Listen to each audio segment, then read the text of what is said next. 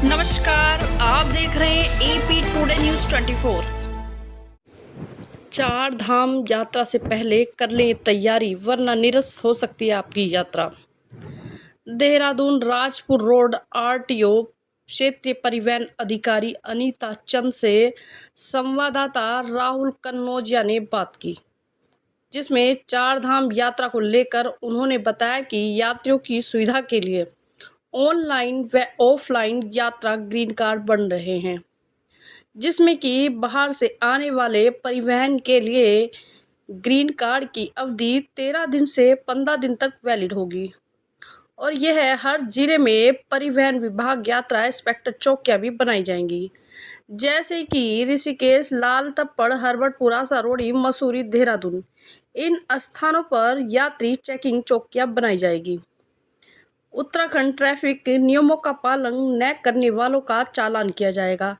इसके साथ ही 3 महीने के अंदर ड्राइवर का लाइसेंस भी रद्द कर दिया जाएगा। यात्रियों के लिए हेल्थ मेडिकल सर्टिफिकेट यात्रा के दौरान लाना अनिवार्य होगा।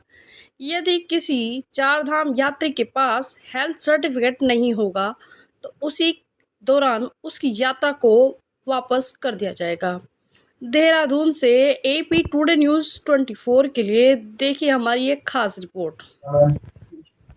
मैम, आज हम आपके पास थोड़ी सी जानकारी के लिए आए कि अभी आपको मालूम है कि चारधाम यात्रा शुरू होने वाली है। तो उस चारधाम यात्रा के लिए कुछ ट्रैफिक रूल्स के बारे में जो हम आपसे पूछना चाहते हैं कि क्या क्या आपने व्यवस्था कर रखी है, जैसे कि बाहर के जो राज्य के लोग यहाँ पे आते हैं, बहुत गलत तरीके से गाड़ियां भी चलाते हैं, वो चलाते हैं, इसके बारे में हम आपसे जानना चाहते हैं, उसके बारे में कुछ कहिए। चारधाम यात्रा की दृष्टिगत जो कि 28 अप्रैल से पहली बार हमारी जो गाड़ियां होंगी चारधाम के लिए वो रवाना होनी शुरू होंगी। उसके लिए परिवहन विभाग की अपनी तैयारियां पूरी हैं। इसमें जितने भी जनपद है, हरिद्वार, देहरादून, उत्तरकाशी, टिहरी, पौड़ी, रुद्रप्रयाग व कर्णप्रयाग में सारे हमारे कार्यालयों में हमने व्यवस्थाएं पूर्ण कर ली है। सबसे पहले जो आवश्यकता थी ग्रीन कार्ड बनाने की, तो ग्रीन कार्ड का जो हमारा ऑनलाइन पोर्टल है उसको भी हमने 11 अप्रैल से शुरू कर दिया है और हर बार की तरह जो हमारे राज्य की गाड़ियां हैं उनके लिए तो व्यवस्था वही रहेगी। 6 माह 30 नवंबर तक के लिए मैक्सिमम दिया जाएगा ग्रीन कार्ड। और अन्य राज्यों के लिए इस बार थोड़ा सा व्यवस्था को चेंज किया है। तो चारधाम यात्रा पर आने वाले अन्य राज्यों के वाहन है उनको 15 दिन का ग्रीन कार्ड दिया जा रहा है। इसके अतिरिक्त जो चारधाम के अलावा अन्य पर्यटक स्थलों के लिए लोग आएंगे तो उनकी भी जो गाड़ियां होंगी, कमर्शियल व्हीकल्स जो आएंगे उनके लिए भी 13 सीट से ऊपर गाड़ियों के लिए ग्रीन कार्ड अनिवार्य किया गया है। और ये ग्रीन कार्ड हमारे सभी ऑफिस में बनाए जा रहे हैं, ऑनलाइन इसके लिए अप्लाई किया जा सकता है। और रुड़की में नारसन चेक पोस्ट पर इसको बनाया जा रहा है और देहरादून में आशा रोड़ी के लिए हमने इसको डेजिग्नेटेड किया गया है। ग्रीन कार्ड बनने के बाद चारधाम के लिए जो जितने भी हमारे मार्ग हैं वहां पर विगत वर्षों की भांति हमारी चेक पोस्ट भी 25 तारीख से शुरू हो जाएंगी। भद्रकाली में, तपोवन में, कटापत्थर में, यहाँ पे कुठार गेट में और सोनप्रयाग में भी। इसके अतिरिक्त हम एक चेकिंग के लिए जो चेक पोस्ट है वो सत्यनारायण में भी इस बार बना रहे हैं, नेपाली फार्म के पास। और साथ ही हरबटपुर में भी हमारा एक काउंटर रहेगा, क्योंकि वहाँ पे रजिस्ट्रेशन काउंटर भी बन रहा है विकास नगर में। तो वहाँ पर यात्रियों के लिए और जो भी चालक आएंगे उनके लिए भी अलग से सुविधाएं विकसित की जा रही हैं। तो इन चेक पोस्ट पर किसी भी गाड़ी को जो कि चारधाम पर आ रही है उनको चेक कराना आवश्यक है। यहाँ पर हमने बाइक स्क्वाड भी अपने नियुक्त करे हुए हैं और साथ ही हमारा जो स्टाफ है वो भी यहाँ पर रहेगा।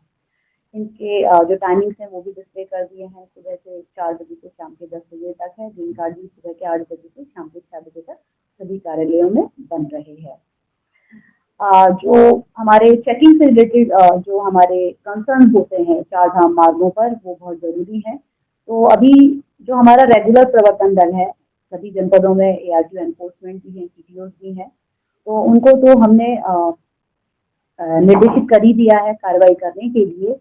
इसके अतिरिक्त हमारे सभी जनपदों में इस बार हमने इंटरसेप्टर वाहन जो विशेषकर जो पूरा एल्कोमीटर है और स्पीड रडार गन के साथ पूरा टेक्निकली एम्बेडेड होते हैं, उन इंटरसेप्टर व्हीकल को भी सभी चारधाम जनपदों में हमने स्थापित कर दिया है। हमारे पास हरिद्वार में भी है हमारे पास इंटरसेप्टर, रुड़की में है, ऋषिकेश में हमारा इंटरसेप्टर है। इस बार टिहरी में भी हमने एक इंटरसेप्टर दल को स्थापित किया है। उत्तरकाशी में भी इंटरसेप्टर है, रुद्रप्रयाग में और कर्णप्रयाग और पौड़ी में भी जो यात्रा मार्ग रहेंगे। तो मेन यात्रा मार्ग पर हमने कोशिश किया है कि सड़क सुरक्षा के दृष्टिगत और एक्सीडेंट पर रोक के लिए थोड़ा सा और प्रभावी प्रवर्तन कार्रवाई के लिए हमारे इंटरसेप्टर दल संचालित रहे। और मेन फोकस जो रहेगा, आज हमने इसके रिगार्डिंग सभी हमारे जो फील्ड ऑफिसर्स हैं उनके साथ एक वीसी भी करा है। तो मेन फोकस जो है कि एक तो ओवर स्पीडिंग जो होता है गाड़ियों में, तो स्पीड रडार गन के साथ उनके ओवर स्पीडिंग में मैडम कितनी स्पीड आपने कारों के लिए वैसे कुछ ये जो है समिति के माध्यम से एक्चुअली ये जनपद स्तर पर स्पीड लिमिट जो हाईवेज हैं, हाईवेज पर जो नेशनल हाईवेज पर तो मौत की लिमिट है एक ही है, लेकिन जो लेकिन जो स्थानीय प्रशासन है वो अपने स्तर से वहाँ पर स्पीड लिमिट तय कर सकता है। तो हर जनपद में अलग अलग स्पीड लिमिट प्रत्येक मार्ग के लिए डिसाइड की गई है। तो ये सभी प्रवर्तन अधिकारियों को हमने निर्देशित किया है कि जिस भी मार्ग पर जो स्पीड लिमिट है तो एक मतलब हर थोड़ा थोड़ा के डिस्टेंस पर कम से कम वो स्पीड लिमिट के बोर्ड अनिवार्य रूप से लगा दिए जाएं मानकानुसार। वो मतलब कि आपकी मैंडेटरी साइन यहाँ पर स्पीड कितना है आपका। इसके अतिरिक्त जो हमारे ब्लैक स्पॉट या फिर दुर्घटना संभावित क्षेत्र हैं चार धाम यात्रा मार्गों पर, तो उनको वो चिन्हित पहले से ही है हमारे, तो वहां पर भी बड़ा बड़ा एक वार्निंग साइन लगे। जो लैंडस्लाइड जोन है या जहाँ पर थोड़ा सा मलबे के अतिरिक्त पानी का भाव भी आ जाता है बारिश के उसमें, या फिर जहाँ पर स्लिपरी है, स्कडिंग हो जाती है, पाला पड़ जाता है बारिश का, इस तरीके से नमी आ जाती है जिससे कि दुर्घटना की संभावना होती है। तो ऐसे चिन्हित स्थलों पर भी अनिवार्य रूप से बड़े बड़े जो वार्निंग साइंस हैं वो लगाए जाएं, जिससे कि जो आने वाले बाहर से लोग हैं उनको ये जानकारी पहले से ही रहे। और इनको हम लोग चेकपोस्ट पर भी प्रदर्शित करेंगे कि इस रूट पर ये आगामी यात्रा पर इसको कोशिश किया जाएगा कि एएनसीआर कैमरा की मदद से ही हम चालान करें और इलेक्ट्रॉनिक एनफोर्समेंट को अभी बढ़ाएं। लेकिन इस बार के लिए हमने थोड़ा सा स्ट्रेटेजी बना के, जैसा कि मैंने आपको कहा कि इंटरेस्ट हमारा नॉर्मल एनफोर्समेंट स्क्वाड ही नहीं बल्कि जो चारधाम के मेन मार्ग है, चंबा टिहरी है या ऋषिकेश कीर्तिनगर है, और यहाँ से ये यमुना ब्रिज वाला जो कटा पत्थर से यमुना ब्रिज वाला जो मार्ग है, उधर यमुनोत्री मार्ग है, तो वहां पर हमारी, और उधर ये कर्णप्रयाग से जो बद्रीनाथ वाला जो मार्ग है, रुद्रप्रयाग से सोनप्रयाग वाला जो मार्ग है, तो वहां पर, और कीर्तिनगर से आगे श्रीनगर वाला जो मार्ग है, तो वहां पर हमारी इंटरसेप्टर व्हीकल ही हमारी तैनात रहेगी। तो उनके पास सारे इक्विपमेंट्स होते हैं, उनके रडार गन्स भी होते हैं, उनके पास एल्गोमीटर्स भी है, तो हम स्थापित करके तो उस पर चालान कर सकते हैं। इसके अलावा जितने भी हमारे रेगुलर एनफोर्समेंट है तो वो भी मैनुअल रडार गन, मतलब मैनुअल स्पीड के चालान नहीं करते हैं, वो इलेक्ट्रॉनिक एनफोर्समेंट यानी कि रडार गन के थ्रू ऑटो जब आप उससे स्पीड लिमिट फिक्स करते हो तो वो स्पीड लिमिट से डिटेक्शन हो जाता है, तो उसके थ्रू चालान करेंगे। और अगर वो गाड़ी बार बार ऐसा पाई जा रही है कि यहाँ भी उसका स्पीड में हुआ और आगे भी उसका स्पीड में दोबारा हो गया है, तो ऐसे ही गाड़ी को चेज करके उसको बंद करने का इस तरह का भी निर्देश दिया। हालांकि इसमें थोड़ा सा दिक्कत आएगी, थोड़ा सा व्यवहारिक दिक्कतें आएंगी, लेकिन इस बार प्रयास ये करेंगे कि अगर कोई गाड़ी स्ट्रेचेज में ओवर स्पीडिंग कर रहा है तो उसको सीज भी कर दिया जाए। ये कोशिश ये आज जो वीसी किया है हमने, तो उसमें इस तरह के इंस्ट्रक्शन दिए हैं, देखिए कितना कामयाब हो पाते हैं कि अगर मतलब यहाँ पे भी ओवर स्पीडिंग हुआ और आगे भी, क्योंकि अभी वो इस तरह से मतलब इलेक्ट्रॉनिकली वो चीज ट्रांसफर नहीं, ये हमारे पास अभी व्यवस्था है नहीं। फ्यूचर में कोशिश करेंगे कि इस तरह की व्यवस्था हो जाए। मैडम हमने कई बार देखा कि हम लोग कभी बाहर जाते हैं अभी तो जो अपने यहाँ के उत्तराखंड के जो भी परिवहन जो गाड़ी चला रहे हैं वो तो काफी ट्रैफिक से चलते हैं, लाइन पे लाइन पर। तो जो मैंने बाहर के लोग देखे हैं जो अदर स्टेट के, अब आपको पता ही अदर स्टेट में कौन कौन लोग हैं जो बाहर में आए हैं, वो अपने ओवर स्पीड और गलत तरीके से ज्यादा आगे जाके फिर ट्रैफिक को जाम करवा। नहीं देखिए ये बात थोड़ा सा हम किसी एक विशेष प्रकार के वाहन चालकों पर तो हम नहीं रह सकते, क्योंकि कई बार जो एक्सीडेंट होते हैं वो उत्तराखंड की गाड़ियों के भी होते ही है ना, और गलती वो कई बार सड़क की कंडीशन भी हो सकती है, कभी वेदर कंडीशन भी हो सकती है, कभी गाड़ी और कभी बार चालक की भी दिक्कत, चालक हाँ, या वो की लापरवाही भी हो सकती है। तो वो मतलब ये कोशिश ये नहीं रहेगा कि उत्तराखंड की गाड़ियां या बाहर की गाड़ियां, हमारा कोशिश ये रहेगा कि जो भी वाहन चालक अगर नियम को तोड़ रहा है तो उसके अगेंस्ट हम कार्रवाई करें और उसके लाइसेंस को हम सस्पेंड करें। और ड्रिंक एंड ड्राइव के बारे में मैम जैसे ये दोनों केसेस के लिए इंस्ट्रक्शन है, क्योंकि हमारी सभी टीम के पास एल्कोमीटर्स भी हैं, तो एल्कोमीटर्स भी हैं और साथ में रडार भी हैं।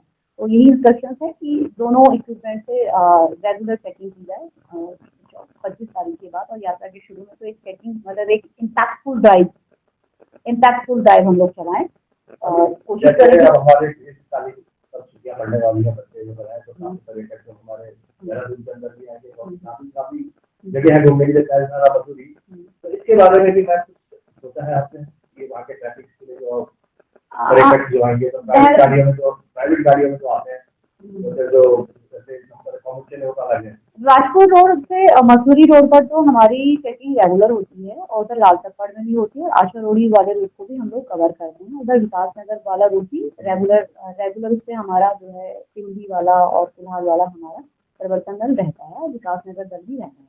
आशा रोडी में भी हमारा डायनामिक टास्क फोर्स है तो वो रहता है।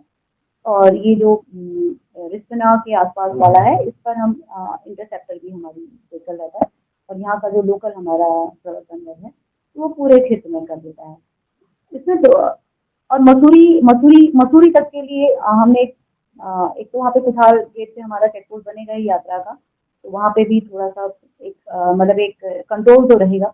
उसके अलावा वहाँ पे हम एक प्रवर्तन दल को भी लगाने जा रहे हैं कि वो उस प्रवर्तन दल उसी स्ट्रेच में कार्रवाई करता रहेगा। और जैन के लिए वहां पर अभी फिलहाल के लिए 19 तारीख से तो एक शटल व्यवस्था शुरू करी हुई है स्थानीय जो टैक्सी यूनियन है उनके साथ, और पिछले हफ्ते से वो शुरू हुआ है तो थोड़ा सक्सेसफुल भी रहा है। आगे भी अगर मतलब शटल जो है वो सक्सेसफुली रन करे तो उसके लिए भी वहां पर स्टाफ वगैरह हम लोगों ने लगा दिया है। जो इधर वाले रूट है ये शहरधारा रोड और ये किनाल रोड है, तो इस पर थोड़ा सा ध्यान है कि इस पर हम लोग मतलब टाइमली एक चेकिंग ड्राइव चलाएं। तो इस पर ये आपको देखने को मिलेगा कि ये दोनों रूट जो है ये इसमें, क्योंकि हम डेप्यूट नहीं कर सकते हैं किसी भी पर्टिकुलर रूट को, तो यात्रा के दौरान चूंकि उधर से भी बहुत ज्यादा ट्रैफिक आता है जो रायपुर से होते हुए उधर से मसूरी चला जाता है,